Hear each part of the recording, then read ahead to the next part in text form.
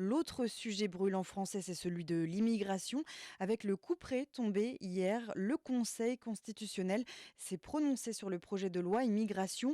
Verdict, le texte controversé, adopté dans la douleur le mois dernier, a largement été censuré, mais le gouvernement est satisfait. Il va promulguer dans la journée le texte Magali Homo. Oui, un texte en partie vidé de sa substance. 35 articles sur 86 ont été totalement ou partiellement retoqués, c'est-à-dire que 40% du projet de loi est jugé hors sujet. C'est ce qu'on appelle des cavaliers législatifs.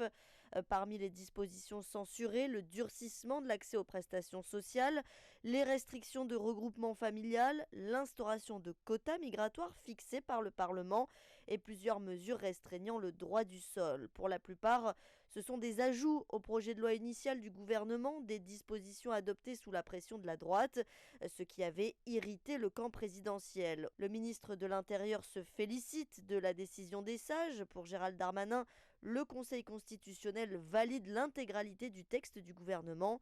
Du côté des Républicains, en revanche, on a comme l'impression de s'être fait berner. Je crois qu'il faut dénoncer une forme de duplicité. Philippe Gosselin, député LR de la Manche, au micro de France Info. Le gouvernement n'a pas voulu exposer, proposer un projet sur l'immigration qui corresponde dès le départ aux attentes de nos concitoyens. À gauche, on appelle à un retrait total de ce projet de loi. Daniel Obono, député LFI de Seine-Saint-Denis. Cette loi n'a pas de raison d'être promulguée et donc il faut revenir à la raison. Pour sa part, le président du Rassemblement national dénonce un coup de force des juges. Jordan Bardella appelle à l'organisation d'un référendum sur l'immigration. À Paris, Magali Homo pour Média.